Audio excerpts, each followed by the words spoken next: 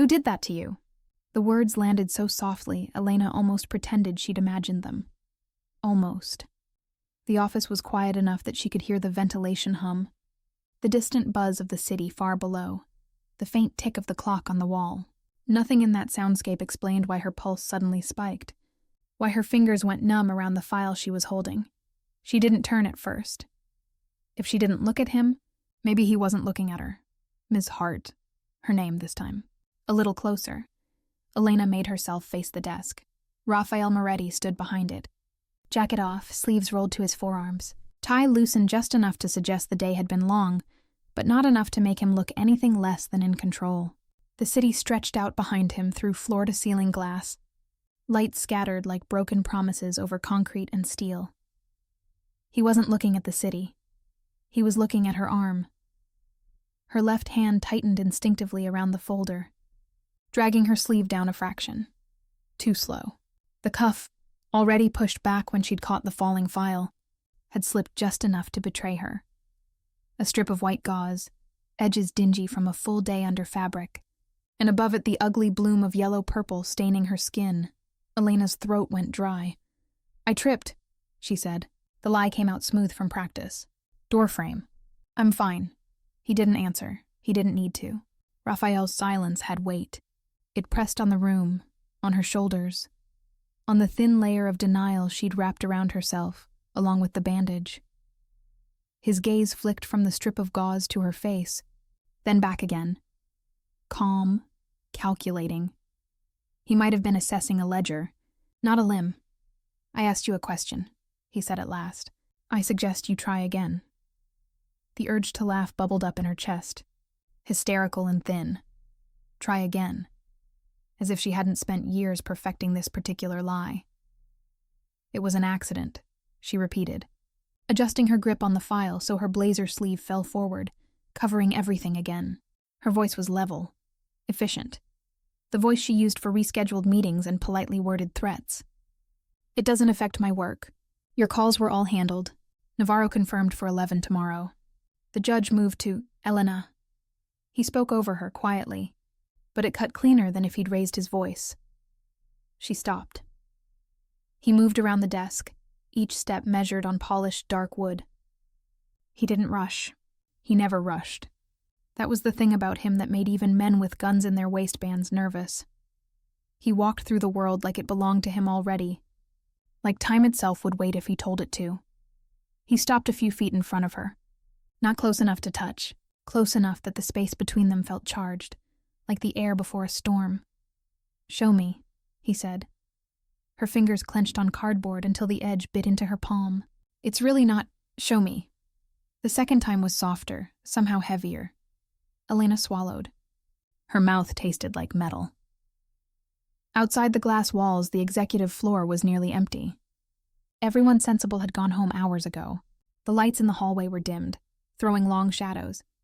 The only witnesses to this moment were the city skyline and the reflection of her own face in the window behind him. Pale, composed, eyes a little too wide. She could say no. She knew that. This wasn't a courtroom. This was an office, her job. A job she could technically walk away from at any time. Technically. The problem with working for a man like Raphael wasn't the doors he locked. It was the ones he held open, waiting to see if you'd choose to step through. Elena. The third time, her name sounded almost like something gentler. Almost. "I am asking you, not ordering you. Don't make me wonder why you'd rather lie to me than let me see the truth. That, more than anything, undid her. Because if there was one thing she'd promised herself when she took this job, when she walked into this building, knowing exactly whose name was on the top floor, it was that she would never insult him with lies he could see through." She set the file down on the nearest chair. Her good hand moved with its usual precision. Her other arm trembled when the weight left it. She told herself it was just the pain. Her fingers went to the buttons at her cuff. 1, 2. The tiny click sounded very loud. She folded the fabric back inch by inch, exposing gauze mottled slightly gray at the edges where it had rubbed against cloth all day. Then she peeled it back. The bruise beneath was worse under the office lighting. It crawled from the thin bones of her wrist up toward her elbow, a map of fingerprints pressed too hard, too long. Yellow at the edges, sickly. Deep purple nearer the center. Faint green shadows where older damage was still fading. For a moment, neither of them spoke. Raphael's jaw tightened. The tendons in his neck stood out briefly, then smoothed again. His hands stayed at his sides, fingers curled, then relaxed. He didn't reach for her. He didn't swear. His eyes, that unreadable gray she'd watched make grown men stutter, just moved slowly along the pattern of damage like he was memorizing it. "How long ago?" he asked. 2 days, she said. The hospital smell still clung to the memory. "It's already healing." "The hospital?" "Yes. What did you tell them?" She huffed a quiet sound that might have been a laugh if there'd been any humor in it. "That I fell. Into a wall. Clumsy me. And they believed you." "People prefer accidents," she said. The words slipped out before she could stop them. "They're easier to ignore." Something flickered behind his eyes at that. Not anger, not yet. Something older, tired. He shifted his weight just slightly. "Elena." She forced herself to meet his gaze. "Who," he asked, each word measured, "did that to you?" Her lungs forgot how to work properly for a second. The first answer that rose in her throat wasn't a name, it was, "Please, please don't ask, please don't make this real. Please don't turn this into something I can't control." She swallowed it down. It burned all the way. "It doesn't matter," she said. She hated how thin her voice sounded, how it frayed at the edges. "It's handled." "If it were handled," he said quietly, "you wouldn't be standing in my office shaking." She hadn't realized she was. Her gaze dropped to her own arm, to the ugly imprint of someone else's choices stamped on her skin, and for a second the room blurred. "I can deal with it," she managed. His eyes didn't leave her face. "I didn't ask if you could deal with it," he said. "I asked who did it." There it was again, that difference. Other men she'd known had asked to know so they could control the narrative, so they could decide how guilty she should feel. With him, the question carried weight of another kind, an assessment, a calculation of risk and response. She felt like she was standing on the edge of a cliff, wind tearing at her coat, looking down at a drop she couldn't see the bottom of. Behind him, the city lights winked on and off like signals she couldn't read. "Look at me," Raphael said. She did, because for all the exits she'd mapped in this building, for all the contingency plans she stacked behind her calm exterior, there was one inconvenient truth she kept not looking at directly. She trusted him, not with her heart. She was not that naive anymore, but with the physics of danger, with the way he made choices when things went bad, and if she gave him a name, he would make a choice. Elena. Softer now, but there was no give in it. "I will ask one more time, and then I will assume the answer is worse than I think. Who did this to you?" The clock on the wall ticked once. Somewhere far below, a siren wailed and faded. Her mouth opened. The name lodged behind her teeth like a stone. She closed her eyes for half a heartbeat, then opened them again and let herself teeter on the edge. It was a very small space between silence and confession. She was standing right on it when everything, including the night, held its breath. 12 hours earlier. The city was still deciding what kind of day it wanted to be, when Elena Hart stepped out of the subway and into the pale, metallic light of morning. The air had that too-clean chill that came just after sunrise, before traffic could heat it with exhaust and impatience. Her arm ached in time with her heartbeat. She shifted her bag higher on her right shoulder, careful not to jostle the left, and told herself it was fine. 2 days had already passed. The swelling had gone down some. The bandage itched more than it hurt. That meant healing. Healing was good. Healing meant this was already in the past. She didn't look at the bruises. The memory of them was bad enough. The Moretti building rose ahead, all glass and angles, catching the weak light and making it look sharper than it was. In the reflective doors, she saw her own outline approach. Gray jacket, simple blouse, dark pants, hair pulled back in a neat twist. Professional, neutral. The kind of woman people thanked without remembering the color of her eyes. Her reflection didn't show the bandage. Good. She rolled her left shoulder experimentally. Pain shot up into her neck, dull and hot. Her face didn't change. Morning, Ms. Hart. Sam, at the security podium just inside, straightened a fraction when she walked in. He always did. It wasn't for her. It was muscle memory. People like her passed through. People like her employer stayed. Morning, Sam, she replied, adjusting the strap of her bag again with her right hand. Her left stayed close to her side, elbow tucked, a small protective cage. His gaze dipped once, quick and professional, to the way she held herself. If he noticed the stiffness, he didn't say. Sam noticed things. Sam almost never commented on them. The scanner beeped when her badge touched it. Access granted.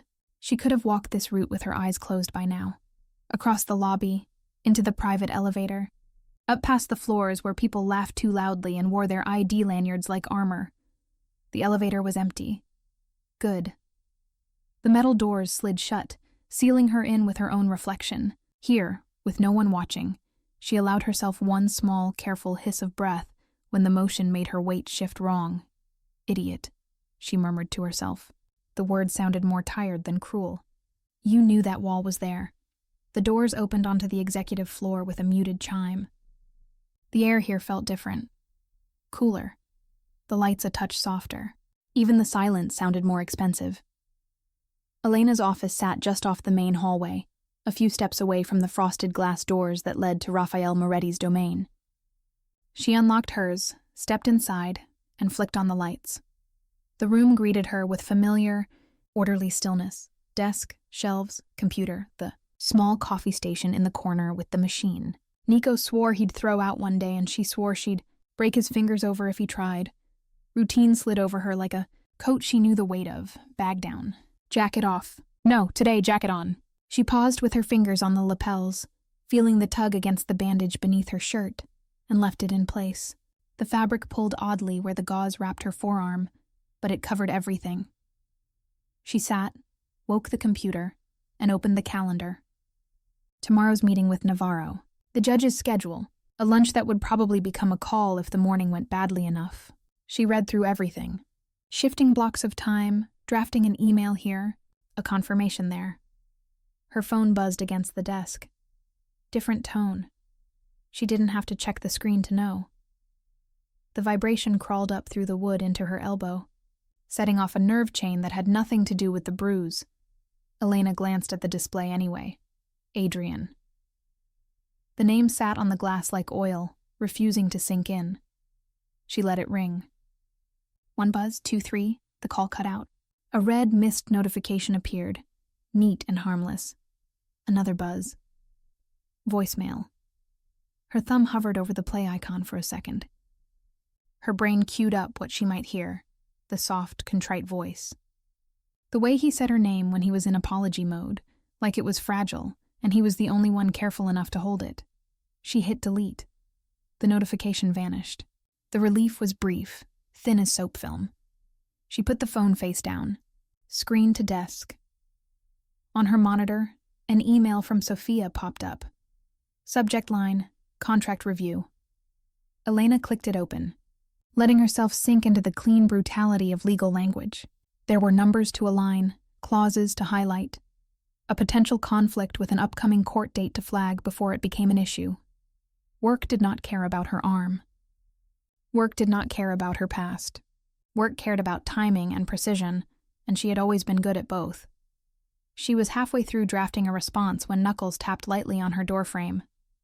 Elena? Her right hand jumped on the mouse. Pain jumped with it, flaring up from her left wrist as her body reflexively tried to use both arms. She caught the edge of the desk with her good hand, hiding the flinch with a sharp inhale that could have been annoyance.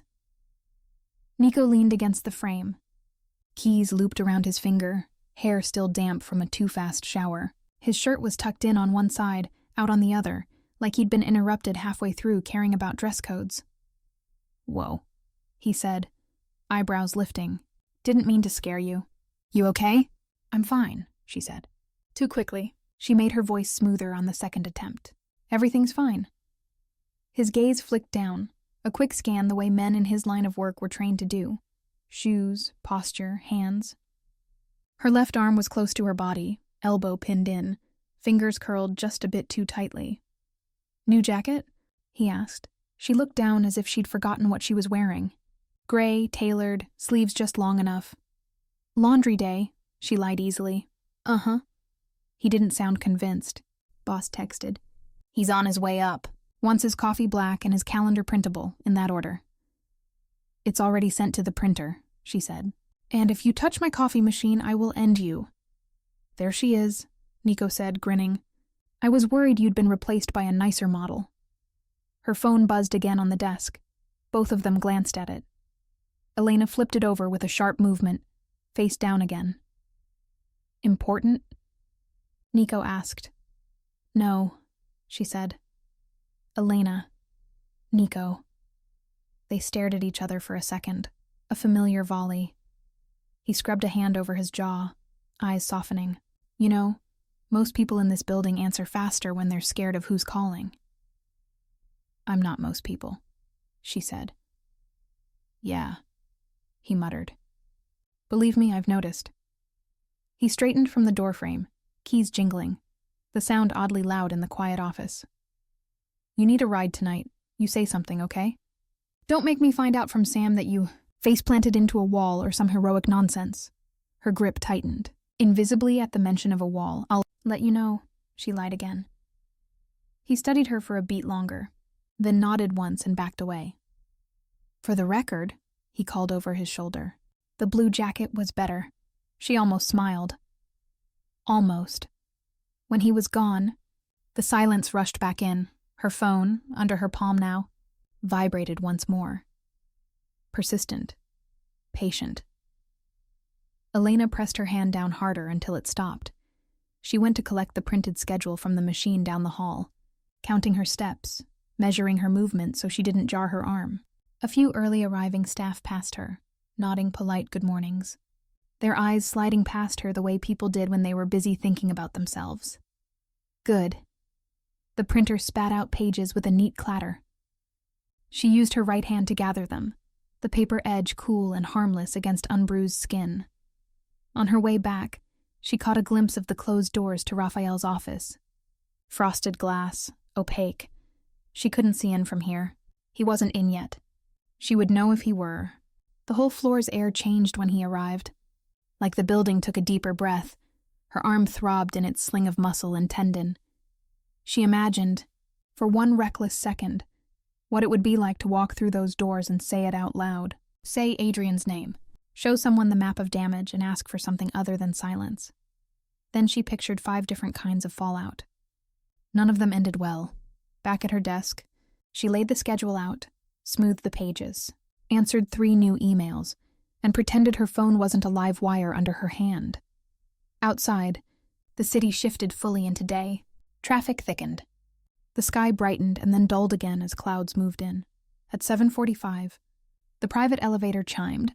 Elena straightened automatically, the ache in her arm folding itself into the familiar posture of readiness. She did not know it yet, but this was the last morning she would walk into this day telling herself the bruise was nobody's business but her own. Silence stretched between them, thin and tight as wire. Elena heard the clock tick again. A car horn wailed faintly far below. Somewhere on a lower floor, a door closed with a soft, distant thud. Everyday sounds. Ordinary sounds. None of it felt ordinary. Raphael didn't move. He watched her with that stillness that made him so much more dangerous than the men who slammed fists on his desk and shouted. Those men burned out quickly. Men like Raphael burned slowly, and they took entire worlds with them when they did. Her tongue felt thick. The name sat there, heavy, tasting of blood and hospital antiseptic, and years she didn't want to think about. Say it. A part of her whispered. If you were really done with him, you'd say it. Another part, older and more afraid, hissed back. And if you say it, you will not be able to take it back. She pulled her shoulders back instead, tried to knit herself back together with posture. It doesn't matter, she said again. It's over. Raphael's gaze flicked to her bandaged arm, then back to her face. 2 days ago, he said. That's not over. It will be. She wished she sounded more certain. Bruises fade. Do they? He said quietly, not a question. A memory. He crossed the last sliver of distance between them, not enough to crowd her, just enough that she could see the faint lines at the corners of his eyes, the tiny scar near his jaw that the expensive suits never covered. Elena, he said. You've worked here how long? 2 years, she said automatically. 2 years, he repeated. In 2 years, you've watched things most people don't survive seeing once. You've heard men threaten your boss and watched them leave this building humbled or not at all. You've taken notes while lawyers tore each other apart in front of me. You've heard gunshots in the hallway and still brought me coffee. His eyes didn't leave hers. In all that time, you've never shaken. She hadn't realized her hand was trembling until he glanced at it. Her fingers tightened around her own wrist, as if she could hold the shake still by force. Stop it. He's noticing. He always notices. I told you, she said, aiming for brisk and landing somewhere nearer brittle. It was an accident. Tell me the truth, he replied. No heat, no pleading. Just a simple directive. Once, she swallowed. Her throat felt tight, like the skin under her bandage. The truth, she said slowly, is that it's irrelevant to your schedule. That, he said, is not the truth. That's an excuse, frustration flared, sharp and childish, because he wouldn't let it go, because he was right, because he was standing there in his clean, controlled world asking for honesty like it was a simple thing. You pay me, she snapped, the words out before she could smooth them. To make your day run smoothly, not to bleed all over your conscience. The admission hung there, darker than she'd intended, his brows lifted by a fraction.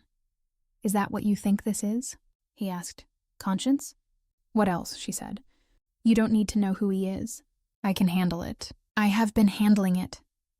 His eyes darkened, a slow gathering storm. I didn't ask if you've been handling it, he said. I asked if the man who did this is still breathing, still moving freely through my city, still close enough to touch you. Again, he said, my city, the way other people, said my apartment or my car. Not possessive. Factual. Her. Chest tightened. He won't, she said. He tilted his head, studying her. How do you know? Because he said so. Because he always says so. Right before he does it again. She didn't give that thought a voice. Because I told him I was done, she said instead. Raphael's mouth curved, but it wasn't amusement. And that worked before? She flinched, just barely. His eyes sharpened at the tiny betrayal. I see, he murmured. He stepped past her, just enough to lean back against the edge of his desk, crossing his arms loosely. The posture looked relaxed. It wasn't. It was the kind of relaxed that came right before a decision. You're a smart woman, Elena, he said. You don't stay alive around men like me without understanding cause and effect. You know exactly what happens when you walk into my office with that on your arm and refuse to name the man who put it there. I didn't walk in with it, she said. You saw it by accident. Is that what you're going to tell yourself? He asked, when he decides he can try again because nothing happened this time. Her heartbeat stumbled, images flashed. Unwelcome, a doorway narrowing, a wall rushing up, the crack of bone against plaster, the way Adrian had checked the hallway for witnesses before he'd checked her breathing. I told you, she said, voice getting quieter. It's handled. And I'm telling you, Raphael replied, just as soft, that if it were handled, you wouldn't be afraid of what I'll do when I find out his name. The words pinned her in place, because that was it, wasn't it? She wasn't afraid of Adrian. Not in the sharp, immediate way she had been when she still lived with him, when every locked door and shadow meant a new mood swing. That fear had settled into something duller now. A chronic ache, an awareness. She was afraid of what Raphael would do if he decided Adrian was a problem to be solved. Afraid of the size of that response. Afraid of being the match thrown into a powder room. Afraid of liking, even a little, the idea of someone finally being more afraid of her pain than she was. There it is, a quiet voice in her head said. You don't want him to start a war over you, but you also don't want to go back to pretending you deserve this. Her throat burned. There are lines I don't cross, she said, forcing the words out one by one. I don't ask for violence in my name. Her voice caught. I don't get to be the reason bodies drop. A rawness edged the confession that surprised even her. Raphael's expression didn't soften. He wasn't the softening type, but something in his gaze shifted. A tiny recalibration. You think too highly of yourself, he said calmly. No one dies for you in my world. They die for their choices, for mine, for the lines they choose to step over. He uncrossed his arms, bracing his hands on the desk behind him, leaning back just enough to change the angle of his body. My responsibility, he went on, is simple. I don't hurt the innocent. I don't let anyone else hurt them for me. You walk into this building every day, knowing exactly who I am and what I do. You take my calls. You keep my books. You are not innocent of the world you work in, but you are innocent of this. His eyes dropped deliberately to her arm and back. Won't let that stand. The certainty in his tone frightened her more than any shouted threat could have. Maybe I don't want your protection, she said. He gave a low, humorless breath. Not laughter, the ghost of it. Want has very little to do with it, he said. You didn't want that. He nodded slightly toward her bruised skin. And yet here we are. She hated how that made sense. I'm not your responsibility, she insisted. The words thinner now, less conviction and more habit. He watched her for a long beat. No, he agreed. You're not. You're an employee who has done her job impeccably for 2 years. You're a woman who has never once flinched walking into my office, even when others were whispering that I was the devil at the top of the stairs. He straightened, stepping away from the desk, closing some of the emotional distance she kept trying to shove between them. I respect that, he said quietly. I respect you. That is why I'm asking you for the truth instead of finding it another way and treating your silence as betrayal. The word stung. Betrayal. You know what that feels like from the other side too, don't you? Her eyes burned. She blinked hard, refusing to let the moisture spill over. Tears never moved men like Adrian. She doubted they'd move a man like Raphael. She didn't want them to. Don't make me choose, she whispered before she could think better of it. He frowned slightly. Between living with this.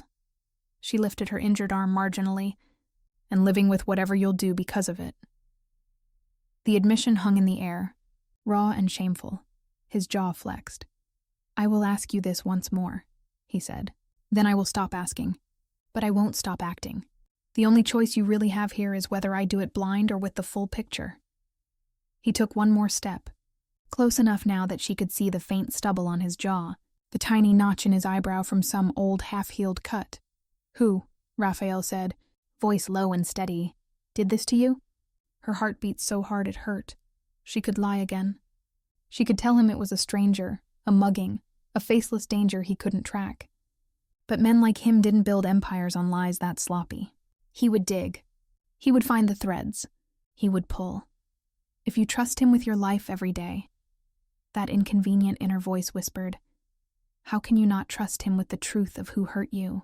Her lips parted. His name is, she began, the first syllable of a ghost finally pushing its way toward the light. Adrian. The name came out smaller than she expected. It didn't crash into the room. It didn't echo off the glass or shake the floor. It just slipped free, soft and hoarse, like something already used to being swallowed. Raphael went very still. Elena, he said. Say the rest. Her tongue felt heavy again. She could have stopped there. Pretended it was any Adrian, a stranger, a memory. Not him. But half-truths were just lies with better clothes. Adrian Cole, she said. My ex. The word tasted wrong. Ex. As if it were that simple. As if you could file a person under past tense and expect them to stay there.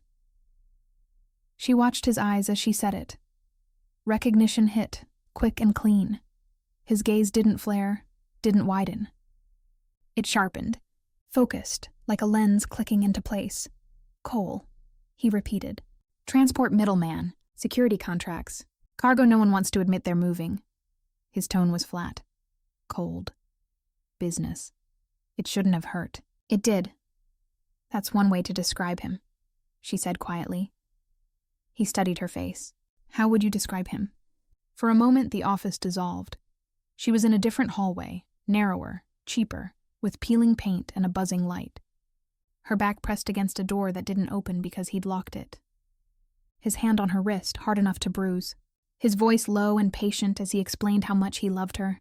How much it scared him when she went out without telling him when she'd be back. How it was really her fault he was this upset. She forced herself back into the room. Persistent, she said. Raphael's expression didn't change. The temperature did. The air felt colder. Has he been persistent, he said. Since you started working here? She hesitated. That was answer enough. For how long? He pressed. Elena's heartbeat drummed against the inside of her skull. He never really left, she admitted, the words scraping her throat raw on the way out. He just changed where he watched from. Explain, Raphael said, 2 syllables. No inflection. She almost laughed. It sounded like it belonged to someone else. Calls I don't answer, she said. Voicemails I don't listen to. Flowers that show up without a card in buildings I don't live in anymore. Cars parked too long across from my window. Wrong numbers that know my schedule better than I do. Her fingers dug into her own palm. Pain grounded her. I moved, she went on. Twice changed my route. He still found ways to remind me he was there. And you never thought to tell me, Raphael said. Not a shout, not an accusation. It landed like one anyway. She straightened, shoulders snapping back despite the protest in her arm. I didn't want you to make it your problem, she said. You have enough enemies. He let out a breath through his nose, slow. Elena, he said. A man who puts his hands on someone who works in my building is already my problem, whether you tell me or not. There it was again. My heat crawled up her neck. I am not yours, she said, before she could stop herself. The words cracked the quiet like a small, sharp stone through glass. His jaw ticked.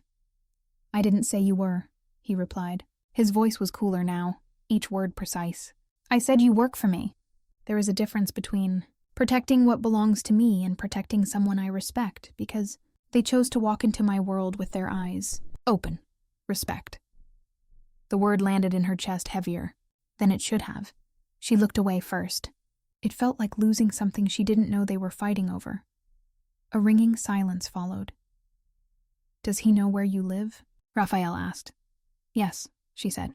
Where your brother is. Her stomach dropped. Of course he'd remembered. One offhand comment months ago about tuition deadlines, about wiring money. He tracked patterns the way other people tracked birthdays. Yes, she forced out. He knows. And you still believe this has nothing to do with me, Raphael said. His tone hadn't risen. It had frozen. She swallowed. Until today, she said. It didn't. Not directly. He studied her as if weighing that. What changed today? He asked. You saw. She didn't say. It slipped, she said instead, nodding at her cuff. I miscalculated. His eyes flicked to her sleeve again, then back. That, he said, is your first mistake I have ever seen. It should have been a strange kind of compliment. It didn't feel like one. Guilt curled under her ribs. She had spent years managing Adrian alone. Calculating routes, timing her days, making herself small enough that he would, eventually, get tired and move on to something else he could orbit. He hadn't. And now, with one twitch of fabric, she had dragged this old failure into a new man's world. A world where mistakes got addressed with far more than bruises. This is why I didn't tell you, she said, the words spilling out faster now, as if they'd been waiting. Because I knew that once I said his name, you'd see him as a problem to solve. You'd make charts in your head, lists, moves, and I don't... Her voice shook. She hated it. I don't want to be the reason you start a war. Raphael tilted his head slightly, considering her like a riddle that didn't quite add up. You think this, he said, gesturing toward her arm, is not already a declaration on his part. It wasn't a question. She had no answer anyway. He pushed away from the desk, walking toward the window. His reflection joined the cities in the glass. Tall, composed, another piece of infrastructure against the skyline. When you took this job, he said, looking out at the streets below, did you think my enemies would politely stay on the other side of the river? She closed her eyes briefly. No, she admitted. When you decided to keep him as a ghost in your life, he continued, did you think he would forget you worked for me? No, she said again, softer. Then understand this, he said, turning back to her. Your silence did not protect me from a war. It only kept me blind to one that already started the moment he raised his hand to you knowing, where you spend your days. The words hit like a shove she hadn't braced for. She stepped, back before she could stop, herself. His gaze flicked to the movement. For a heartbeat, something like hurt flickered there. Good, she thought viciously, at herself more than him. Hurt is safer than pity. Raphael, she said, startling herself by using his name. It slipped out the way Adrian's had, but it felt different in her mouth. Solid. If you go after him, he won't just take it out on you. He'll try to reach you, Raphael finished. Or your brother. Because that is what men like him do. He said it with no judgment. Just tired certainty. Her chest burned. Do you know what betrayal looks like to me, Elena? He asked. She shook her head, throat too tight to answer. It looks like someone under my roof, he said. Being hurt by someone who thinks I won't notice. It looks like the people who keep that information from me because they have more faith in a ghost's temper than in my judgment. The cold in his tone was worse than any anger she'd weathered. Elsewhere, I wasn't betraying you, she said. I was trying to keep things contained. You were trying to control the fallout, he corrected. I understand, but you chose to do it by yourself while standing in the middle of my territory. That, to me, is a wound I take personally. There it was, 2 wounds. Her arm. His pride. Both. Ultimately courtesy of the same man. She exhaled shakily. What are you going to do? She asked. The room felt smaller suddenly. He checked his watch, not out of distraction, but as if measuring the night against his options. First, he said, you are going home. She blinked. I still have the Navarro. I'll move Navarro if I have to, he said, cutting her off. I will not move your safety down the list. Nico will drive you. You will not go anywhere alone until I say otherwise. Irritation flared, reflexive. You don't get to... He held up a hand, palm out, stopping the protest mid-sentence. Do you want me to do nothing? He asked. The question knocked the air out of her. She saw the hallway again. The wall, the hand on her wrist. The way Adrian had looked at the blooming bruise with something like pride. No. I don't want nothing. I want, she said slowly, to not be the excuse you use to turn this into something bigger than it has to be. He studied her, gray eyes unreadable. Elena, he said, I don't start wars over one broken arm. Relief loosened something in her spine. Good, she said. I end them, he finished, when they walk into my building and touch what they have no right to. The relief evaporated, leaving something else behind. Fear. Something that looked uncomfortably like hope. A flush crawled up her throat. She hated that he could pull both out of her with one sentence. He turned away, reaching for his phone with one hand, his jacket with the other. The gears were already turning behind his eyes. She could see it. Wait, she said. He paused in the doorway, not looking back yet. If you go after him, she said, don't drag my brother into it. Don't let him see any of this. He doesn't need to know what you are. Raphael looked over his shoulder then. His expression was hard.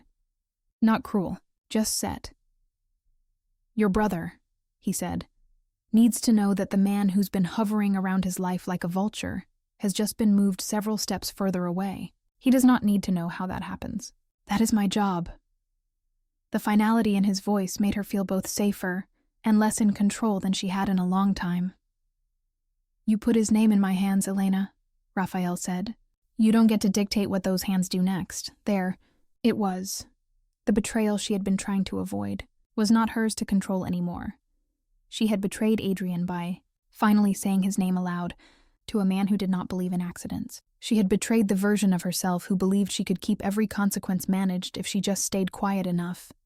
And in Raphael's eyes, there was the sting of another wound, that she had trusted a ghost's rage more than his code for so long. He opened the office door. "Nico will be waiting by your desk in 5 minutes," he said. "Go home, Ms. Hart." He didn't use her first name this time. Somehow, that hurt more than anything Adrian had ever done. The door closed behind him with a soft click that sounded too much like finality. Elena stood in the middle of his office for a heartbeat longer, her body still trying to catch up with what her mouth had done. You said his name. The thought rang in her skull, bright and sharp. For 2 years she'd kept Adrian as a shadow, unacknowledged, unnamed, a shape at the edge of her life. In 3 syllables, she dragged him into the harsh light of Raphael Moretti's attention. Her stomach turned. 5 minutes, he'd said. She smoothed her jacket with her good hand, rebuttoned her cuff as best she could with one arm, and picked up the file she'd dropped on the chair. The weight of cardboard felt stupidly normal. Outside the office, the executive floor hummed with its usual low-level activity. Phones rang in other rooms. Someone walked past with a stack of binders. The printer in the copy alcove whirred. Everything looked the same. She felt different. Nico was already leaning against the edge of her desk when she stepped out, car keys hooked around his index finger, like he'd been born dangling metal between his knuckles. He straightened when he saw her. The usual grin flickered, then dimmed when he got a better look at her face. "That was fast," he said. "Either he fired you or we're going somewhere." "I still have his 11 o'clock. She started. He shook his head. "Not tonight, you don't." He has Navarro, and he has 2 hands," Nico said. "I've seen him dial a phone before. He'll survive." She opened her mouth, then shut it again. A weary kind of resignation slid into place. "Orders?" she asked. "Drive you home," he said. "Not optional." He tipped his head. "You gonna fight me on it or save it for him?" 100 retorts crowded her tongue. That she could take a cab, that she didn't need a babysitter, that she was not a package to be delivered and signed for. Instead, what came out was, "Let me grab my bag." While she bent, carefully, to take it from under her desk, Nico's gaze slid to her covered arm.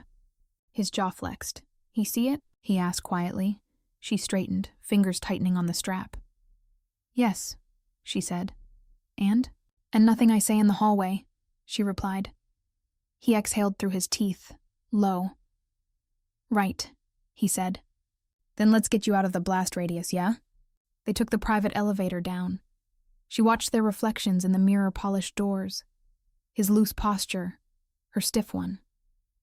To a stranger, it might look like a man and woman leaving the office late, maybe heading for a drink. She knew better. "Just so you know," Nico said as the elevator descended. "If this is about what I think it is, he's been pissed on your behalf since before he knew the details." "I didn't ask him to be anything on my behalf," she muttered. "Yeah," Nico said. "That's the problem." The doors opened to the lobby's warm light. Sam glanced up, eyes flicking between them, taking in her bag, Nico's keys, the time. "Night?" he asked. "Yeah," she said. "See ya, Sam." His eyes lingered an extra fraction of a second on her arm, as if he could see through the fabric. He didn't say anything. He just nodded once. Outside, the air had cooled. Evening had settled over the city while they'd been upstairs tearing open old ghosts. Streetlights blinked on, spilling pale circles onto the pavement. Nico's car waited at the curb, black paint reflecting the building's glass facade in warped lines. He opened the passenger door for her with a small, theatrical flourish. "Your chariot," he said. She slid in, each movement calculated so she didn't bump her wrist. The moment the door shut, the world narrowed to the interior of the car, the faint smell of leather and Nico's cologne, the soft thump of the doors locking. He rounded the hood, slid into the driver's seat and started the engine. They pulled into traffic, merging with the city's arteries. For a few minutes, neither of them spoke. The hum of the motor, the rhythm of tires over asphalt, the occasional hiss of brakes filled the space. She stared out the window, watching lights blur. You told him, didn't you? Nico said finally. Not accusatory, just knowing. She closed her eyes briefly. Yes, she said. Name and everything? Yes. Good. He paused. Scary, but good. Don't start, she said. I'm not starting anything, he said. I'm just saying, there's only so long you can keep a bomb under your desk before someone gets curious about the ticking. A laugh escaped her, more air than sound. You think this is funny? Not even a little, he said. I think it's ugly and dangerous and overdue. But I also think if anyone was going to hear that name and not make it worse for you, it was him. She turned her head to look at him. You do realize, she said, that your definition of not worse and mine probably don't match. Oh, for sure, he said. My not worse involves fewer bullet holes in the people I like. Your not worse involves no one ever raising their voice. She looked back out at the city. Her reflection in the glass looked tired, older somehow. I don't want to be the reason he breaks something he can't fix, she said quietly. There it was. Confession, small and sharp. Nico's hands tightened on the wheel, knuckles whitening for a second before he relaxed them again. Can I say something without you biting my head off? He asked. No promises, she said. He huffed. You know what men talk about in cars when they think you're not listening? I try not to imagine, she said. They talk about lines, Nico said. The ones they'll cross, the ones they won't.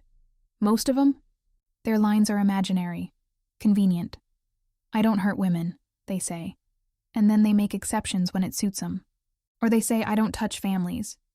And then someone's kid gets a warning visit when the money's late. He changed lanes smoothly. Boss? He went on. He doesn't say much. But the lines he does draw, he treats them like law. I've seen him walk away from money that would have doubled our take because the cost was one innocent kid stuck in the middle. She frowned.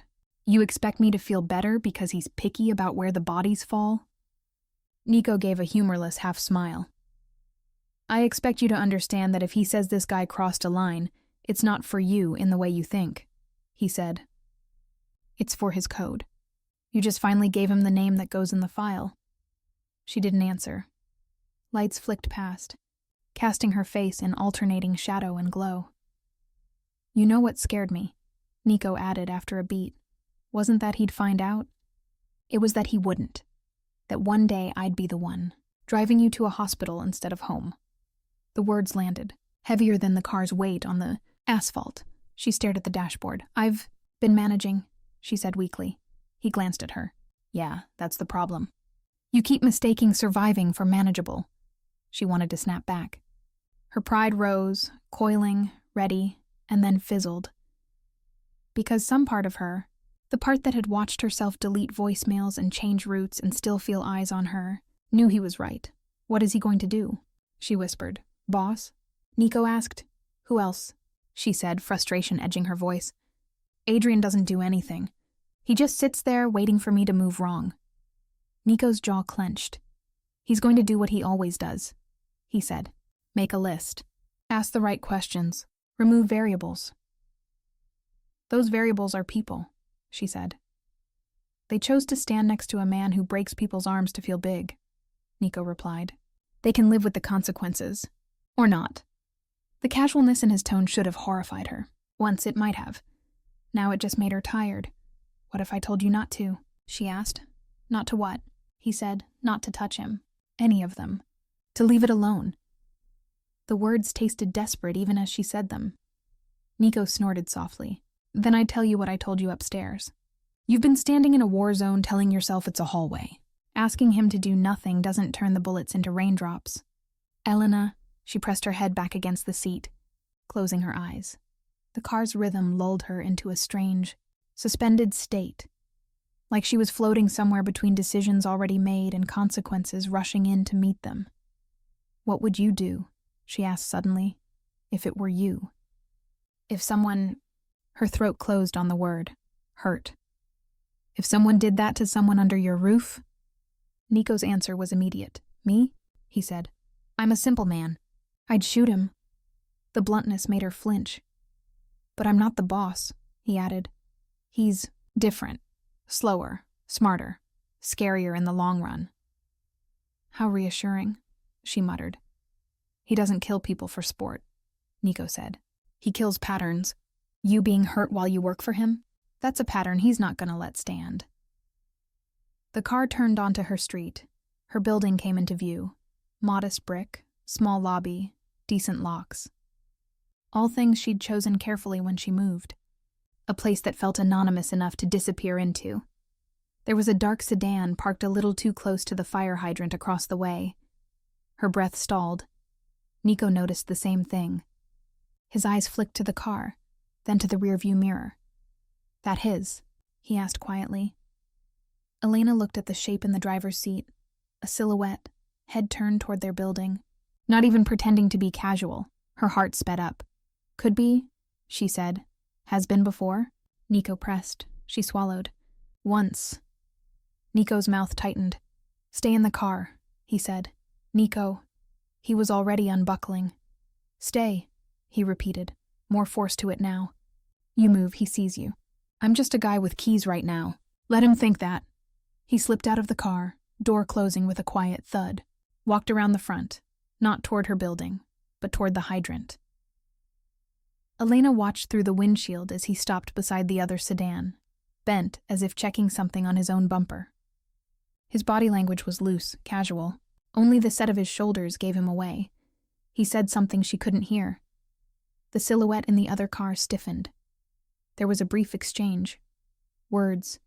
A gesture, Nico's head tilting just so. Then Nico smiled, wide and empty, and tapped 2 fingers against the roof of the other car before straightening. The sedan pulled away from the curb, a little too fast to be natural, disappearing down the street without signaling. Nico came back, slid into the driver's seat and shut the door. Friend of ours? Elena asked, voice thin. Not anymore, he said. Get inside. I'll wait until your lights are on. What did you say to him? She asked. He started the engine again. Just told him the boss knows his plate, Nico said, and that if he wants to keep his eyes, he should find something else to look at. A chill ran through her. That's a joke, right? She asked. Nico looked at her, then at the road. Do I look like I'm joking? He said. No, she realized. He didn't. As he idled at the curb in front of her building, he put the car in park and turned to her fully. You think tonight was the beginning? He said. It wasn't. It was the point where you stopped pretending you weren't already in the middle. She didn't have an answer for that. Go on, he added, jerking his chin toward her door. Text me when you're inside. She opened the door, stepped out, every nerve in her body suddenly aware of the open space between car and entrance. It was only a few yards. It felt like a mile. She could feel Nico's gaze on her back, solid and steady. At the door, she glanced once up and down the street. No lurking shadows, no dark sedans, for the moment. Inside the lobby's relative warmth, she took the stairs instead of the elevator, careful with each step. By the time she reached her apartment and locked the door behind her, her phone buzzed. Nico. In? She leaned her forehead against the wood for a second, then typed back. Down in the car, half a city away from Raphael's office.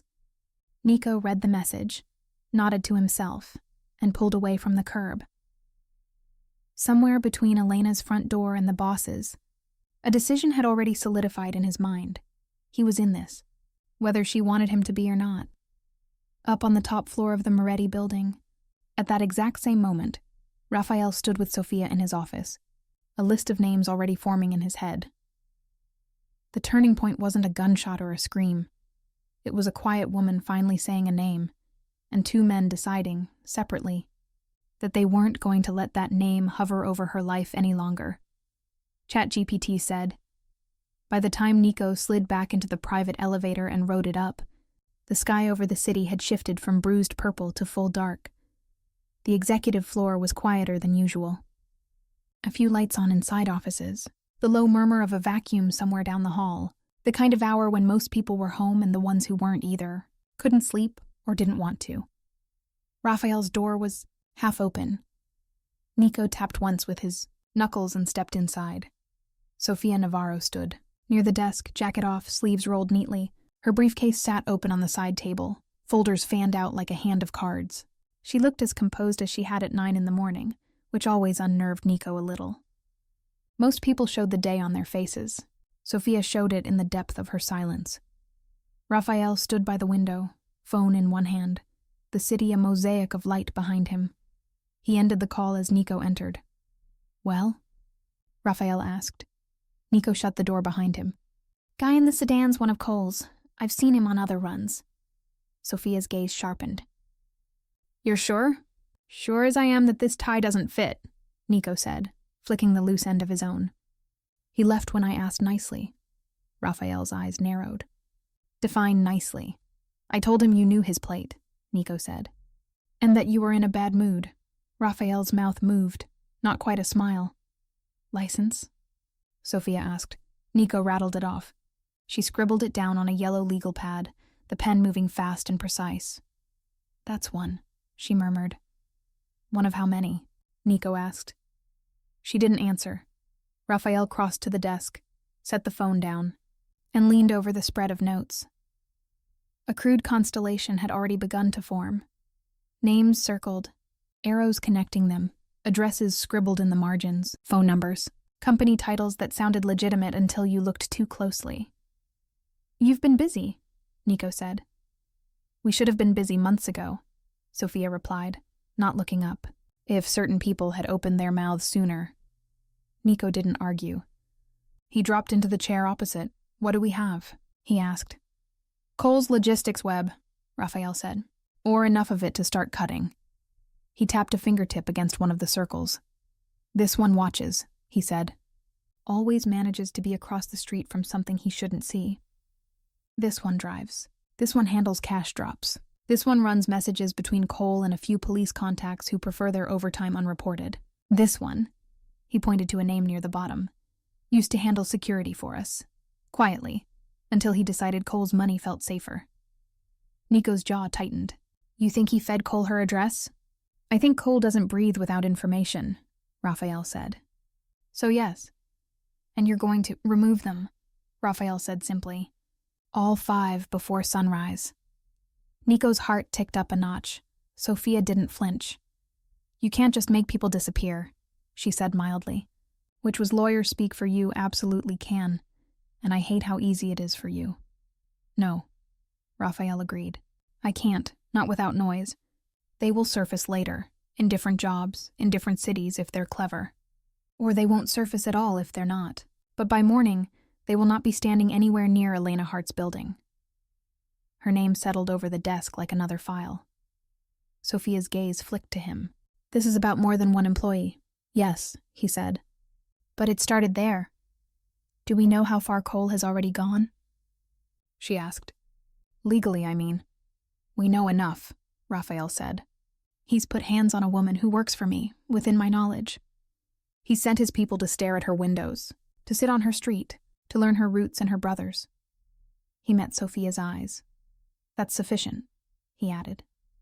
She held his gaze for a beat, then nodded once. "I'll clean what I can," she said. "You'll do what you do, and if bodies float, I'll make sure they drift in someone else's current."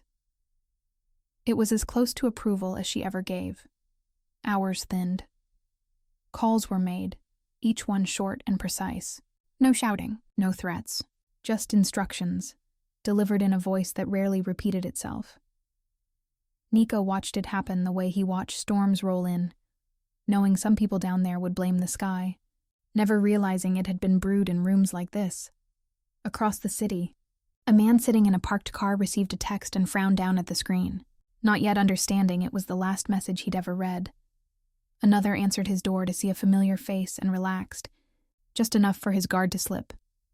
One was picked up in a bar, too drunk to count the hands that guided him out. One didn't make it from his apartment to his next shift, his alarm blaring in an empty room half an hour later. The methods were different. The outcome was not. By 2 a.m, the constellation on Sofia's pad was neatly crossed out. "Elena doesn't need to know the details," she said, capping her pen, "only that the immediate pattern is broken." Raphael's gaze lingered on the names. She needs to know enough, he said, to understand she wasn't imagining the eyes on her. He straightened, rolling his shoulders once to ease tension that had settled there. Go home, he told Sophia. Get 3 hours, before your 8 o'clock. She gave him a look that said she'd be billing him for exhaustion later, gathered her things, and left. The office felt larger without her, somehow emptier and more dangerous at the same time. Nico waited until the elevator doors had closed on Sophia's neat figure before speaking. You want me on her building again tomorrow? He asked. Yes, Raphael said, before she leaves for work. Make sure no one's waiting who shouldn't be. And Cole, Nico asked. You want him? Raphael looked out at the glittering sprawl. Cole will hear about tonight, he said. He'll feel the holes in his web before he sees them. If he has any instinct for self-preservation left, he'll pull back. If he doesn't, Nico waited. Then we'll adjust, Raphael finished. He didn't say how. He didn't need to. On the other side of the city, Elena woke with a start. Her apartment was dark save for the streetlight glow pushing around the edges of the blinds. For a second, she didn't know what had yanked her out of sleep. A sound? A movement? Her heart hammered. She lay very still, listening. Nothing. No footsteps outside the door. No creak of floorboards that weren't hers. No phone buzzing. The clock on the nightstand showed 2:47 a.m. She exhaled slowly, feeling ridiculous and raw. Then she saw the light on her phone. One notification. Missed call. Her chest tightened. Adrian. She didn't open the call log. Didn't check the time. Just stared at the name for a long moment. She expected a voicemail to follow. It didn't. No second call. No text. The silence felt wrong. She waited, breath held, for the second shoe to drop. It never did.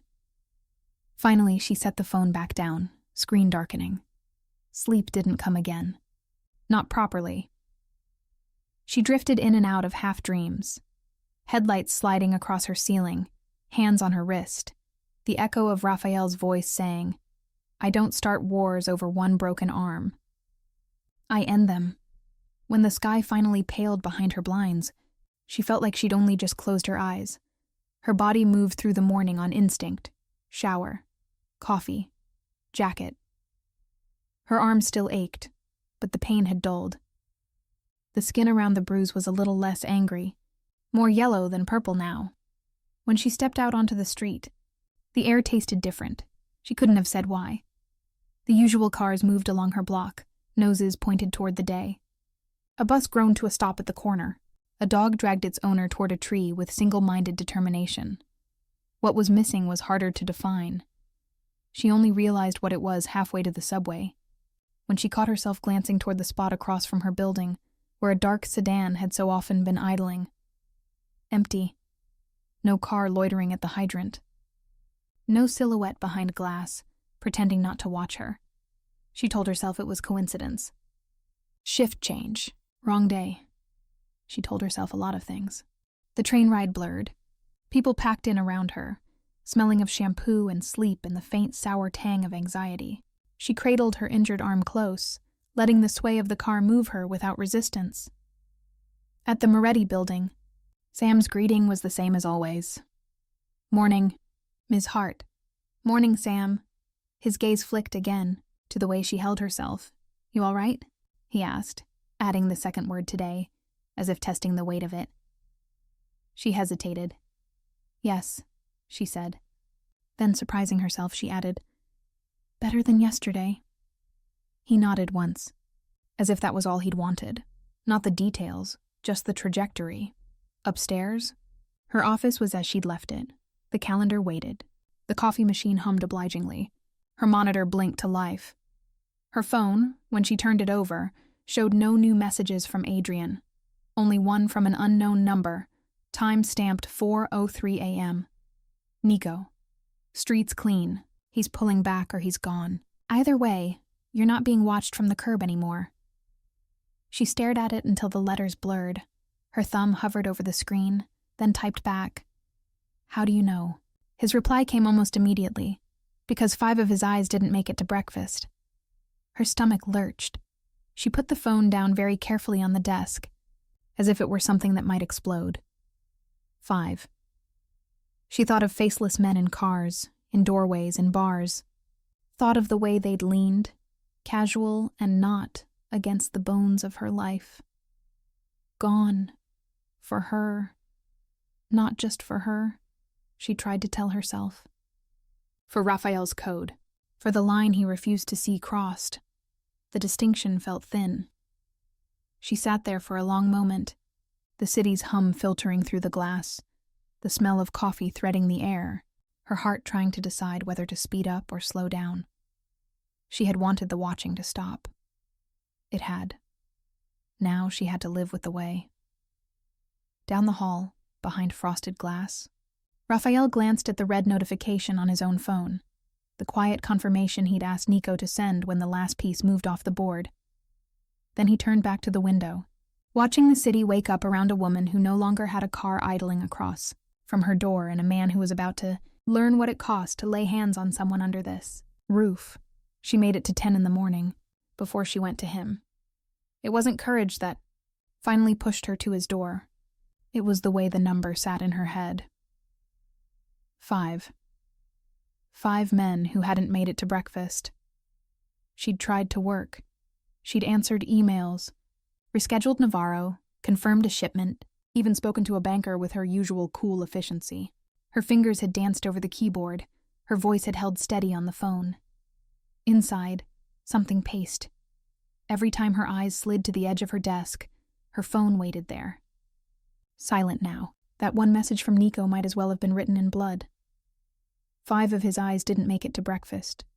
She'd read it once, twice, a third time, hoping the words would rearrange into something softer. They didn't. At 9:58, she pushed back her chair. Her legs felt oddly light as she walked down the short hallway to Raphael's office. The frosted glass with his name on it loomed familiar and strange at once. She didn't knock. She opened the door and stepped inside. He was at his desk. Jacket on today, tie knotted neatly like any other morning. A stack of files sat to one side. His phone lay face down, his attention on a report in his hand. He looked up when she entered. "Elena," he said. "You're early. Something..." In her almost laughed. Early. As if this were a meeting, she closed the door behind her with a soft click. "You did something," she said. "Not a question." His eyes moved over her face, taking in the set of her mouth, the tension in her shoulders. He placed the report down, deliberately, as if respecting the weight of her words. "Define something," he said. Her fingers curled against her palm. "Don't," she said. "Please don't insult me now." A flicker of something, regret, crossed his expression. He leaned back slightly in his chair. "What has Nico told you?" he asked. She almost flinched at the name. "Enough. Enough is vague," he said. 5, she snapped. "He told me 5 of Adrian's men didn't make it to breakfast. Your phrase or his, I don't care. He told me the street is clean, that Adrian is pulling back or gone." She took a breath that tasted too sharp. "That's the kind of something. I mean," she finished. He regarded her quietly. "Yes," he said at last. "I did that." The bluntness of it staggered her more than denial would have. "No justification?" she asked. "No corporate spin?" "I don't have shareholders to reassure," he said. "Only my own conscience." She let out an unsteady breath. "Does it feel lighter now?" His gaze didn't waver. "It feels correct." Anger flared so suddenly she almost didn't recognize it. "Correct," she repeated. "Like balancing a ledger." "In some ways," he said. "His men chose their side, chose to watch your windows, chose to sit outside your home, chose to stand close to a man who does what he does." I adjusted the balance. Her jaw clenched.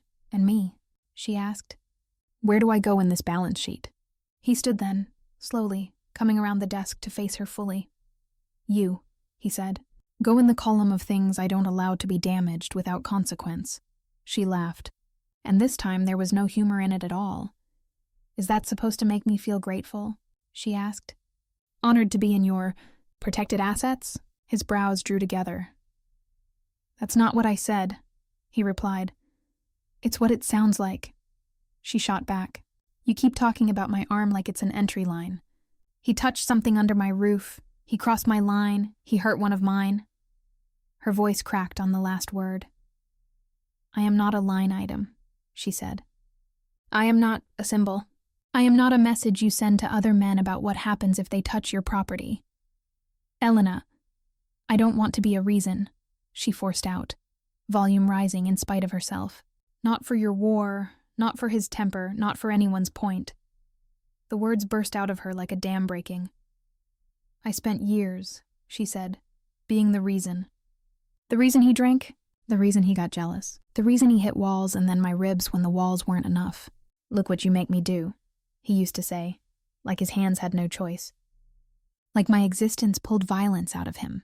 I'm so tired of being the reason men do terrible things and then look at me as if I ordered it. Her breath hitched. Silence dropped thickly over the room. Raphael didn't interrupt. He used to bring me flowers, she went on, softer now, as if the volume had burned out of her. After big, stupid bouquets that smelled like funerals, he'd put them on the table next to the ice pack and say he was sorry, that he didn't know what came over him, that if I just understood him better, it wouldn't happen again. She swallowed hard. And always, she whispered, that line, you know I'd never hurt you if you didn't push me. Like the bruises were my handwriting. Her injured arm throbbed in ghost sympathy. I left, she said. Eventually. Packed a bag, changed my number, learned to walk different streets. I told myself I was done being someone's excuse, that I'd rather be alone and scared than held and hurt. Her eyes met his, raw now. And then I walked into your building, she said, knowing exactly what you are. I told myself it was different, that you were honest about your monstrosity, that I was safe because I wasn't pretending you were something else. Her mouth twisted. Do you know how pathetic that sounds out loud? She asked. He shook his head once. No, she blinked, thrown. No? She echoed. No, he said. It sounds like truth, and like survival. She laughed again, brittle. Well, survival just killed 5 men, she said. So forgive me if I'm not applauding. He took a step closer, slow enough that she had time to step back if she wanted to. She didn't.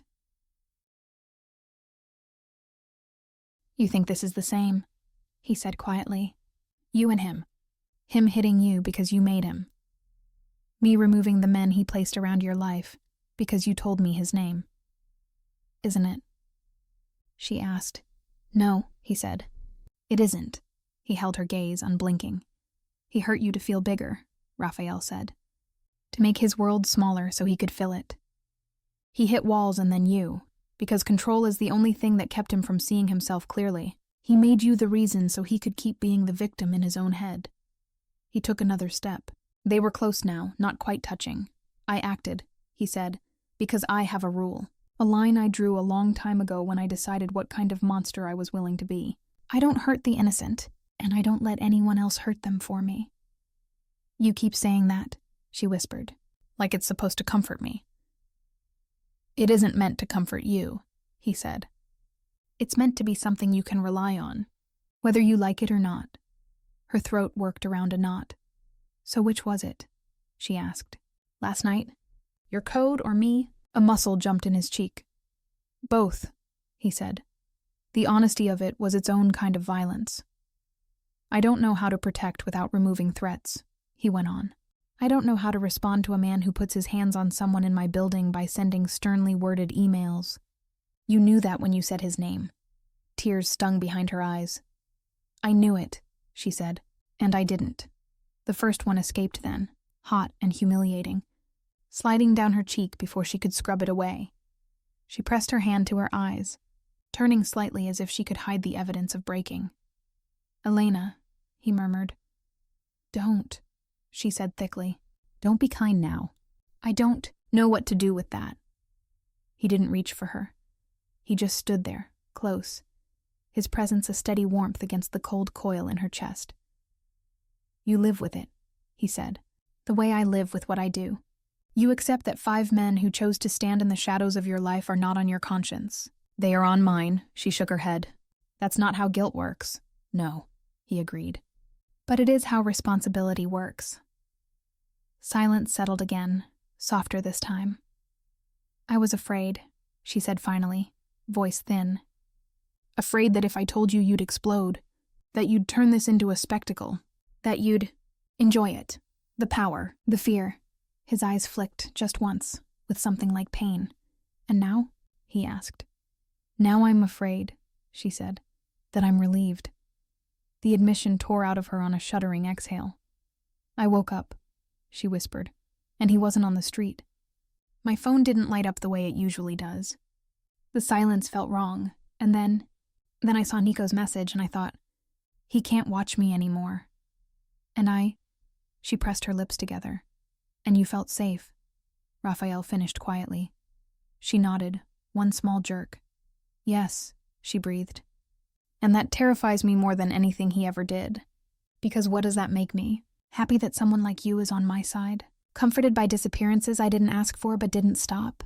He exhaled slowly. It makes you human, he said. And tired. And done being prey, she laughed weakly. You make it sound so noble. It isn't noble, he said. It's selfish, mine. I wanted him further away from you. From your brother. From my building. I wanted him to know there are places he can't touch without losing something. His gaze softened around the edges. And I wanted, he added, for you to sleep one night without checking your locks 3 times as if they've ever stopped a man determined to hurt you. How do you know how many times I check my locks? She demanded, startled. Because I know how many times I checked mine when I was young and waiting for footsteps on the stairs, he said. The confession was quiet, almost offhand. It landed like a stone in a still pond. She looked at him differently then, for just a moment. Not as the man behind the desk, not as the title on the top floor, as someone who had once been small and powerless and counting the creaks between breaths. The temperature in the room shifted. Do you regret it? She asked. Last night? The 5. He considered. No, he said. I regret that it was necessary. I regret that you didn't feel you could come to me sooner. I regret that you learned so young to measure your worth by how much damage you could absorb quietly. His voice dipped. But removing them? He continued. No, I don't regret that. Her chest ached. I don't know how to stand in this, she admitted. Between what he was and what you are. Between cages and codes. Between men who break me and men who break the people who try. He inclined his head. Then don't stand in it, he said. Stand next to it. Outside it. Let me handle what needs handling. You focus on remembering that your pain is not an invoice anyone gets to collect on. Her lips trembled. That sounds very easy, she said. It won't be, he replied. You will blame yourself anyway. You're very good at that. You will wonder if you overreacted, if you made me do this. And every time you do, you can come in here and I will remind you that the only choice you made was to stop protecting a man who never deserved your silence. Her gaze held. His. You're asking me to trust you, she said. Yes, he said. More than you have. Not with your freedom, with your safety. And what do you do with something you say you protect? She asked. His answer came without hesitation. I make sure, he said, that anyone who tries to hurt it learns what it costs. For the first time since she'd walked into his office, she didn't flinch at the implicit threat.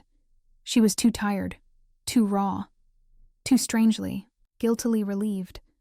Her shoulders slumped. I don't know if I can work like nothing happened, she said. He nodded. Good, he replied, because something did. He stepped back, giving her space again. Take the rest of the day, he said. Tomorrow we decide what normal looks like from here.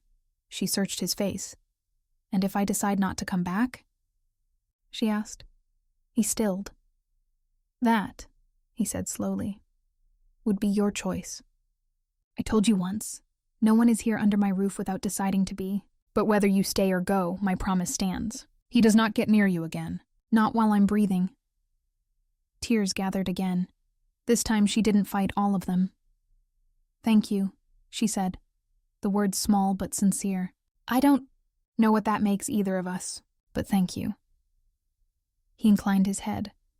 something like a bow, and something like surrender. "Go home, Elena," he said gently. "For once, let someone else do the worrying." She turned toward the door, hand on the handle.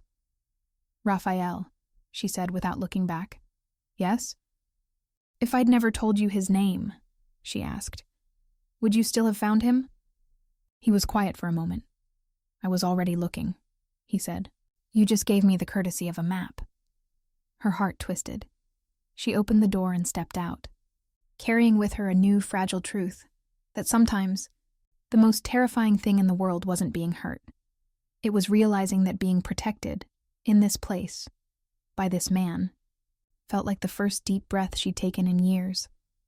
Elena didn't go home right away. She walked. Out of the building, past the line of cars and the cluster of smokers pretending they weren't freezing, past the coffee shop on the corner where the barista had once complimented her on her resting murder face, past the subway, entrance yawning open like an easy escape. Her feet chose direction without asking. By the time she reached the river, the wind had picked up. It threaded fingers through her hair, tugged at her jacket. The water below was the color of old steel, chopped into restless pieces by the current. She stood at the railing and let the cold bite through her sleeves. 5 men. She imagined them like paper cutouts, faceless, featureless, silhouettes pulled away from the edges of her life.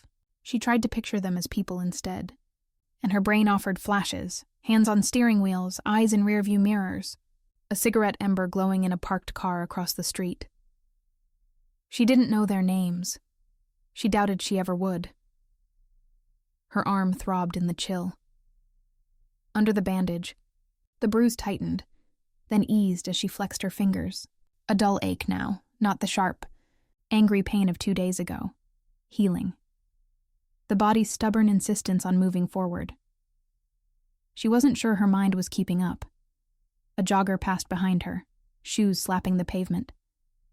A couple argued quietly a few yards down, their words carried away by the wind before they reached her. Life went on. It always did. She pressed her injured wrist lightly against the railing's cold metal. The sting grounded her.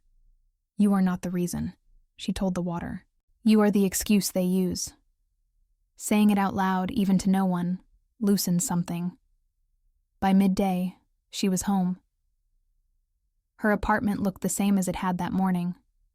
Couch, small kitchen, books stacked on the coffee table, a mug in the sink. She sat on the edge of her bed and finally, carefully, unwound the bandage. The gauze peeled away from skin with a faint tug. The bruise looked worse without its white frame. Yellow leaking into green, purple pooling in the center, finger-shaped shadows fading but still visible. She traced the edges with her eyes, not her hand. "This is the last time," she said softly. "Not because he promises. Because I do." It wasn't a spell. It wasn't even entirely true. She knew better than to trust absolutes. But it was a line, drawn somewhere inside, and she'd learned those mattered. She rewrapped the bandage, slower this time, careful not to pull too tight. Her phone lay on the nightstand. No messages from Adrian. It had been almost 24 hours. In the blank space where his name usually popped up, she imagined him discovering the absence of his men, counting missing faces, dialing numbers that went straight to nowhere. She imagined his confusion hardening into fear. Not of her, of Raphael. The thought twisted. It felt wrong and right at once. Her thumb hovered over his contact. She could have called just once to throw words like knives. "Stay away, it's over. You're not the only dangerous man I know now." It would be satisfying for about 3 seconds. Then she'd hear his voice again. She deleted the contact instead. The name disappeared, leaving a blank line where it had been. No more calls, no more buzzing voicemails on her desk. If he wanted to reach her now, he'd have to try harder than she hoped he'd dare. The rest of the day was quiet, too quiet in some ways. She made tea, drank half of it, forgot the rest on the table. Answered a text from her brother, who sent memos about exams and cafeteria food and Some girl in his class who thought economics was romantic. He didn't mention strange cars near campus. Didn't mention feeling watched. She let her eyes close for a while, not quite napping, just letting her body stretch out on the couch, muscles unwinding one by one. For the first time in a long time, when her mind wandered, it didn't go to a hallway and a wall. It went to an office, to a man standing between her and the window, saying words with terrifying certainty. "He does not get near you again. Not while I'm breathing." There it was again, that double-edged comfort. Evening crept in, soft and gray. By the time she climbed into bed, fatigue felt like a weight she could finally set down instead of something that pinned her. She still checked the locks twice.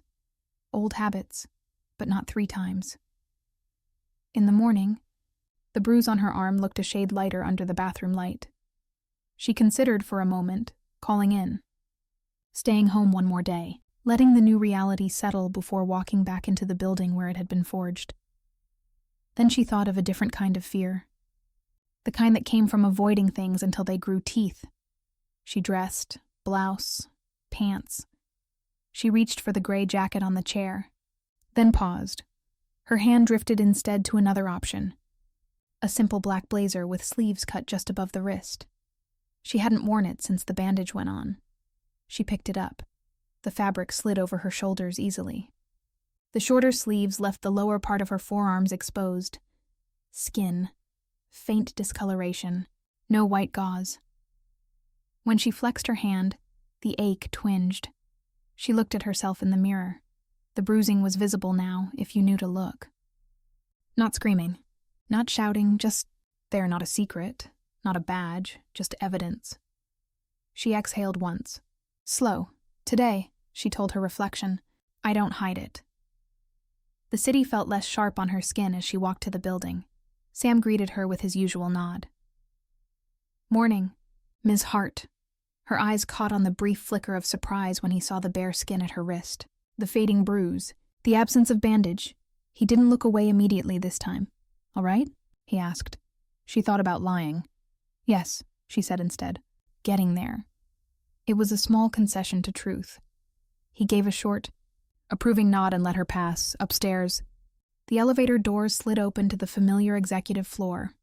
Her office, when she unlocked it, felt different in ways she couldn't quite name. Same furniture, same desk, same coffee machine, same view. Different heartbeat. She set her bag down, rolled her sleeve a fraction higher, exposing the full healing bruise, and booted up her computer. Her phone vibrated once. Raphael, Navarro at 11. If you're in, join. If not, I'll manage. She stared at the message, at the way he'd phrased it. Not an order, an option. Her fingers hovered over the screen. I'm in, she typed. Then, after a heartbeat, at my desk, the reply was brief. Noted. It shouldn't have made her chest warm. She poured herself coffee, took one sip, then set it down when a shadow fell across her doorway. Sophia stood there, crisp as ever, hair in a smooth knot, expression unreadable. Elena, she said. Good to see you, vertical. Lawyer, Elena replied. Good to see you. Still terrifying. Sophia's mouth twitched, which was practically a laugh from her. May I? She asked, nodding toward the inside of the office. Please. Sophia stepped in, closed the door gently behind her. Her gaze slid inevitably to the exposed bruising. He did a number, she said. He did his best, Elena replied. It wasn't enough. Sophia inclined her head, as if acknowledging a point in a debate. I won't pretend to approve of all of his methods, she said, meaning Raphael, not Adrian. But I will say this. It has been a long time since I've seen him this uncompromising. That's his more ethical setting? Elena asked dryly. For him? Sophia said. Yes. They stood there. 2 women in a room built for men's egos. The air between them full of unsaid things. If you ever want to make it legal, Sophia added, almost offhand. Restraining orders? Paper trails. There are ways to make the world outside these glass walls acknowledge what he did. Elena considered. I'll think about it, she said. Good. Sophia turned to go, then paused. And Elena? Yes? For what it's worth, Sophia said, I'm glad you told him. He listens more than people think. To the right voices. It took Elena a second to realize her throat felt tight again. Thank you, she said, and meant it. When Sophia left, the office felt a little less cold. At 10:56, Elena lifted the printed schedule and walked down the hall. She didn't knock this time either. Raphael looked up as she entered. For a heartbeat, they just looked at each other. His gaze dropped for a moment to her wrist. The bruise. The absence of bandage. The choice. He took it in and then deliberately looked away, meeting her eyes instead. How's your arm? He asked. Hurts less, she said. Still ugly. His mouth moved, the ghost of something like a smile. Ugly things fade. Some do, she said. Some just change colors. He accepted that. A small stack of files sat between them on his desk. Navarro in 4, he said. Any last-minute fires? Only the usual, she replied. Nothing that needs blood to put out. He huffed quietly. Elena, he said. She lifted a brow. Yes? If you decide, he said slowly, that this place, this world, is too much cost for the safety it offers, you tell me. I won't hold you. Her throat tightened. You'd let me walk, she said. After all this, his gaze was steady. I didn't hire you to keep you, he said. I hired you because you walked in knowing who I am and chose to anyway. If that choice changes, I won't turn it into a cage. She let that sit between them for a moment. And if I stay? She asked. Then we renegotiate what safe means, he replied. You don't keep ghosts to yourself. I don't act in your name without telling you, unless time makes it impossible. And anyone who thinks hurting you is a message to me learns a language they won't enjoy. She exhaled, something inside her loosening another notch. That sounds dangerously like equality, she said. As close as I get, he answered. She nodded once. Then I stay. For now. The words felt solid. Not a surrender. A choice. He inclined his head, accepting her terms as if they were any other business agreement. Outside, a car horn blared faintly. Inside, the clock ticked toward 11. Navarro arrived on time, heels clicking down the hallway like punctuation. The meeting was tense, sharp, full of numbers and veiled threats and precise language. Elena took notes, fielded calls, passed files. From the outside, it looked like any other day. In the reflection of the glass wall, though, she caught glimpses, her own bare wrist moving over paper. Raphael's profile harder than usual, eyes colder when certain names came up. The room looked the same. She didn't feel the same. When Navarro finally left, leaving the faint scent of expensive perfume and legal trouble in her wake, Elena gathered the files. Same as always, she said. She loves you, she hates you, she bills you. Story of my life, Raphael replied. As she turned to go, he spoke again. Elena, she glanced back.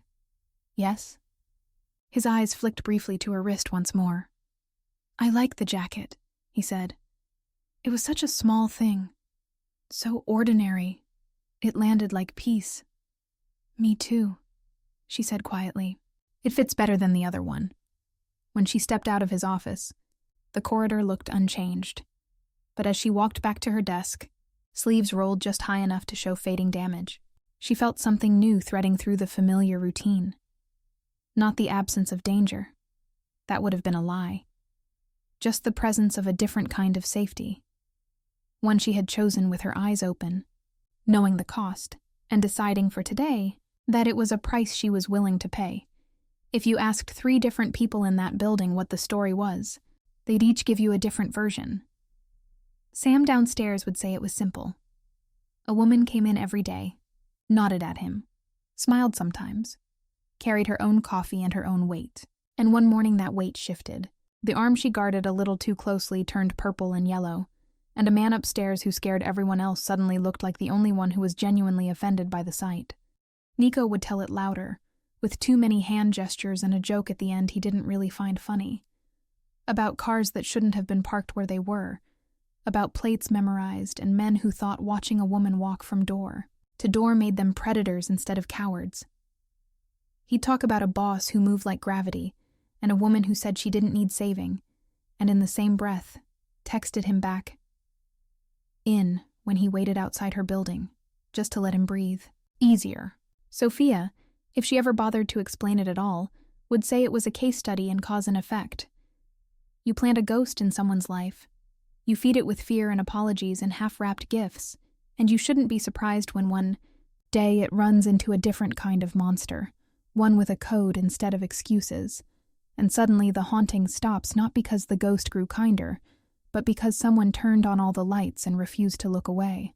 But if you ask Elena, much later, when the bruise is a memory and the jacket with the shorter sleeves hangs in her closet like a quiet dare, she tells it differently. She says it's not a story about a mafia boss and a broken arm. Not really.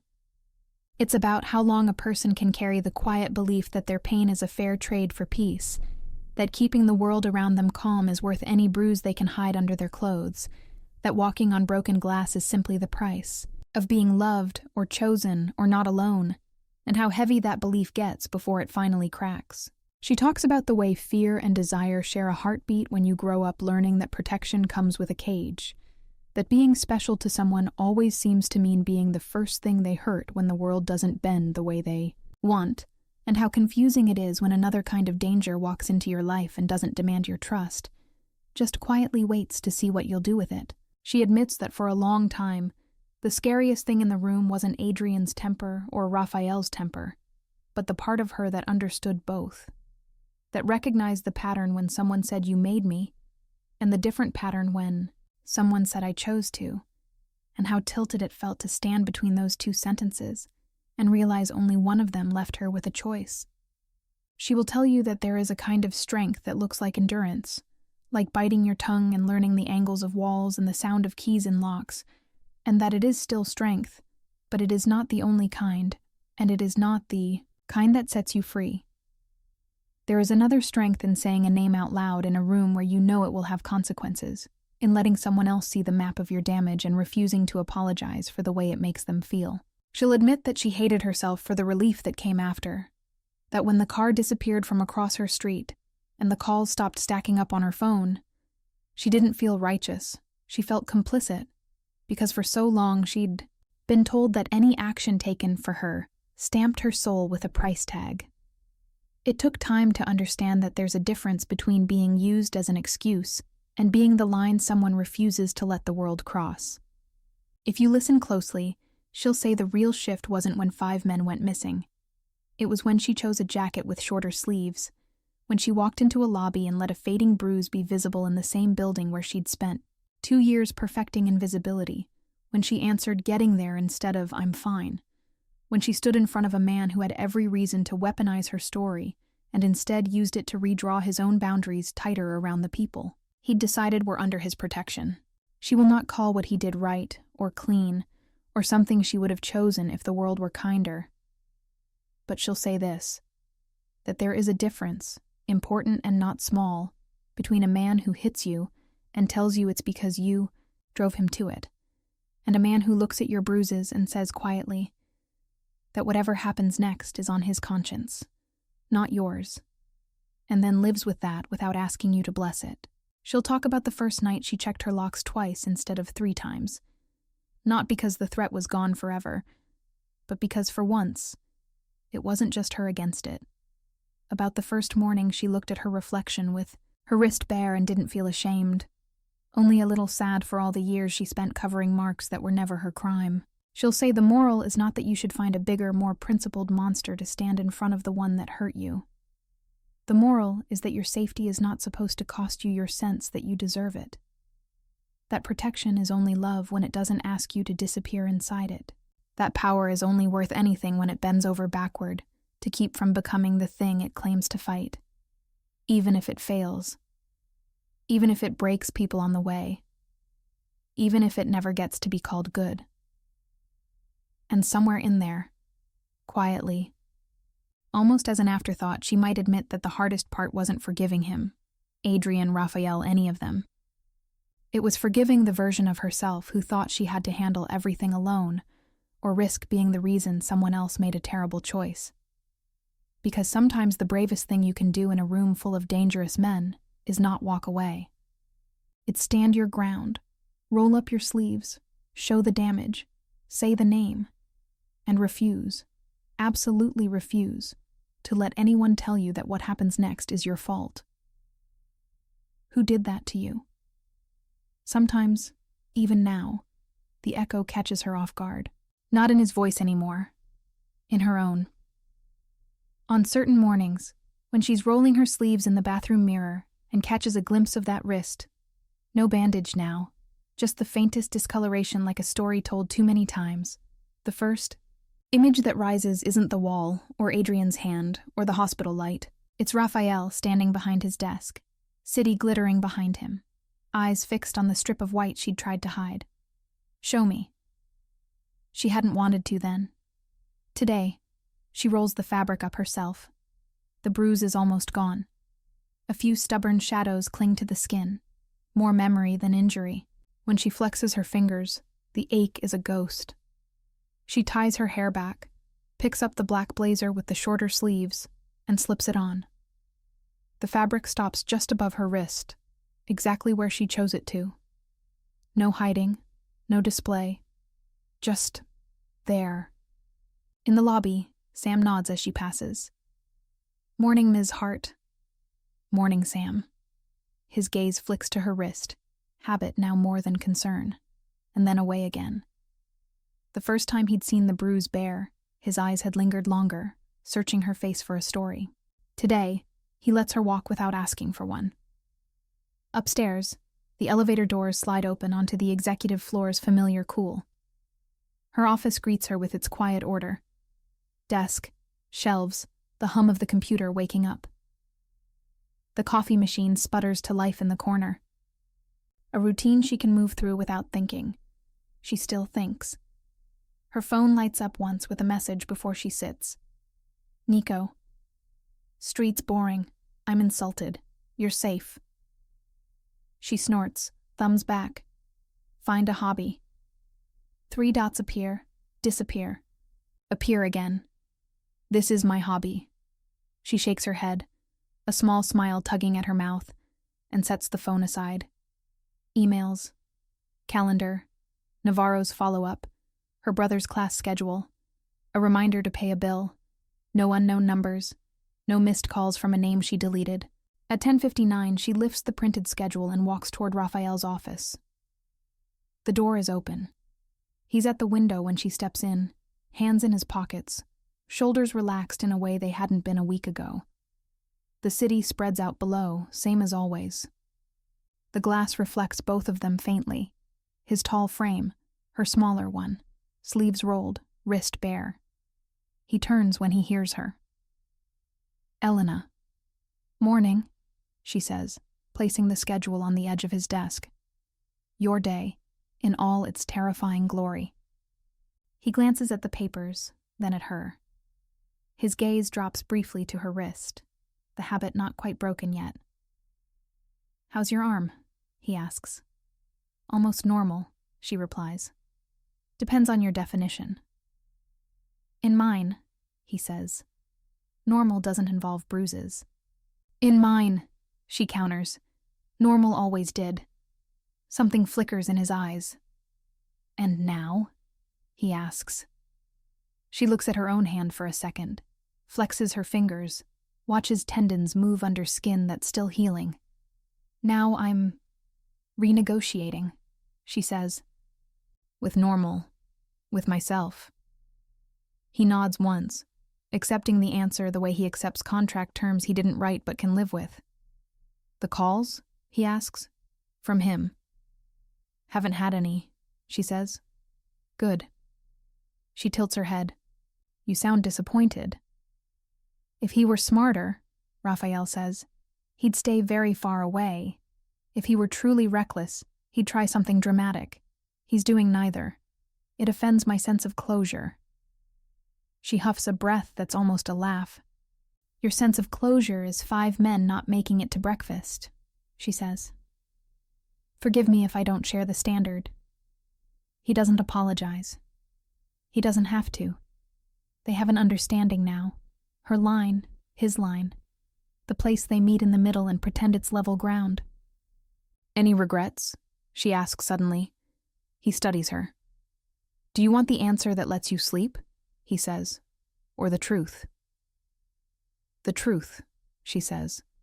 She doesn't flinch this time. I regret that it got that far, he says.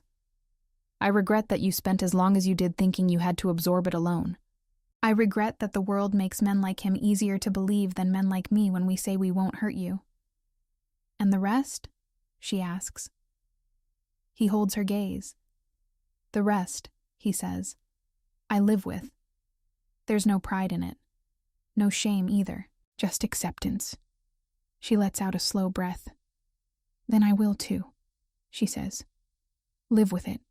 With you. For now. His mouth moves, the smallest curve.